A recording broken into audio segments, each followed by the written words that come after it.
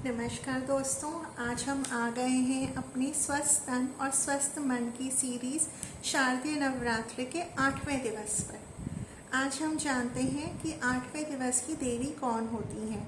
आज 8वें दिवस की देवी होती हैं महागौरी देवी। और महागौरी माँ क्या प्रदान करती हैं? महागौरी माँ शांति प्रदान करने वाली हैं और सभी मनोकामनाओं को पूर्ण करने वाली हैं।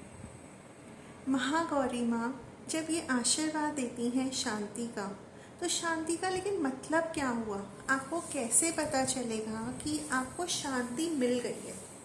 ज़रा सोचिए, शांति की परिभाषा क्या है आपके दिमाग में?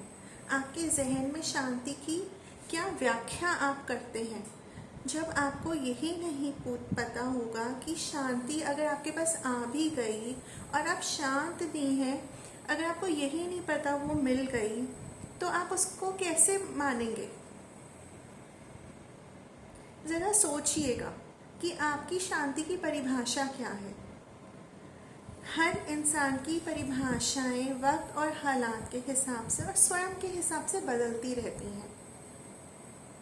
अब शांति कैसे प्राप्त हो? शांति के लिए हम क्या कदम उठा सकते हैं?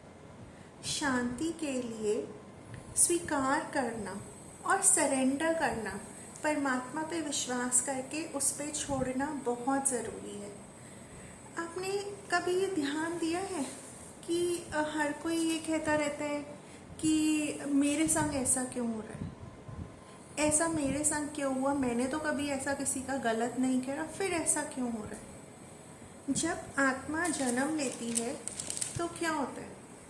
आत्मा अपनी इच्छा से जन्म लेती है, अपने कर्मों के हिसाब से जन्म लेती है, लेकिन जैसे ही वह माया के संसार में आती है, वह अपनी बातों को और अपनी यादों को भूल जाती है।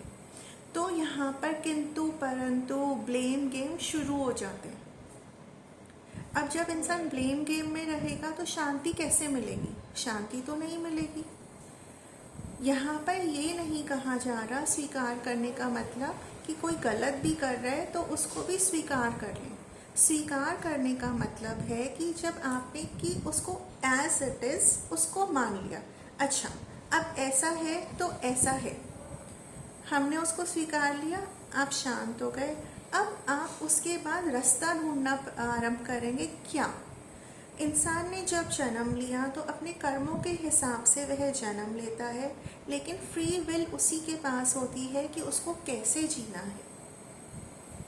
रास्ता पहाड़ पे चढ़ के भी मिल सकता है, रास्ता पहाड़ की साइड से निकल के भी मिल सकता है। तो स्वीकार करके रास्ते को खोजें, क्या हल है उसका, उसकी दिशा में बढ़े। क्या आपने कभी बच्चों को साइकिल चलाते देखा है? आपने भी कभी बचपन में साइकिल चलाई होगी तो क्या होता होगा? कोई घर का बड़ा पकड़ता होगा या मम्मी पापा पकड़ते होंगे, या अगर आप हैं उस स्टेज के अंदर तो आप अपने बच्चों को पकड़ते होंगे। तो आप क्या करते हैं?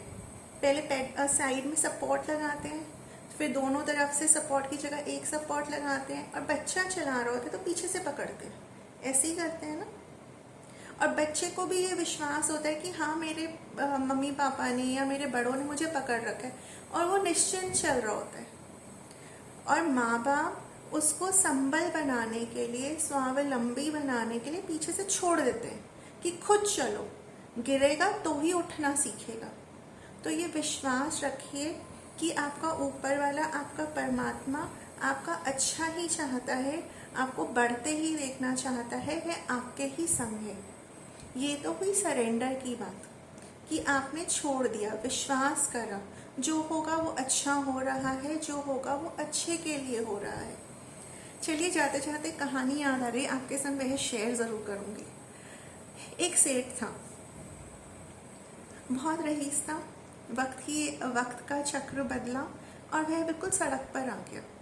जब वह रईस था तो उसको क्या लगता था कि उसके संग दो पैर तो उसके चल रहे हैं और दो पैर उसके भगवान के चल रहे हैं। लेकिन जब वह दर्दनाक स्थिति में, दयनीय स्थिति में आया तो उसको सिर्फ दो पैर ही दिखते। वह अंदर ही अंदर बहुत परेशान होता कि मेरी इस स्थिति के अंदर सबने साथ छोड़ा तो छोड़ा, मेरे परमात्मा ने भी मेरा साथ छोड़ दिया। वो एक दिन बहुत रो रहा था कि प्रभु, दुनिया की तो समझ आती है, लेकिन तुमने मुझे क्यों छोड़ा। तो भगवान वहीं प्रकट हो गए और उन्होंने कहा, ये तुझे दो पैर जो दिख रहे हैं वो मेरे दिख रहे हैं, और तुम्हें तुम्हारे पैर नहीं दिख रहे, क्योंकि मैंने तुम्हें गोद में उठा रखा है। तो विश्वास मान के चलिए कि वह परमात्मा, वह सकारात्मक ऊर्जा सदैव आपके पास है। तो स्थिति को स्वीकार कीजिए और सरेंडर करके विश्वास के संग आगे बढ़ जाइए। परमात्मा आपको सब कुछ देने के लिए तैयार है, सिर्फ खुली बाहों से उसको स्वीकारिए और उसका स्वागत करिए। मैं Shilpa M Lohia, NLP coach, past life regression therapist, tarot card reader and numerologist. स्वस्थ तन और स्वस्थ मन की श्रृंखला में आपके संग जुड़ी हुई हूँ और छोटी छोटी टिप्स आपके संग ला रही हूँ कि ताकि आपके जीवन में सकारात्मक बदलाव आए। आप में बदलाव आएगा तो परिवार में और समाज में भी बदलाव आएगा। Please do like and share my channel, subscribe my channel, और अगर आपको अच्छा लगे तो इसको औरों को भी बताएं और भी इससे लाभ उठा सकें, यही मेरी शुभकामना है। आप लोग स्वस्थ रहिए, मस्त रहिए, खूब प्रसन्न रहिए, खूब आगे बढ़िए। इसी कामना के साथ मैं विदा लेती हूँ। शिल्पा एम लोहिया, नमस्कार।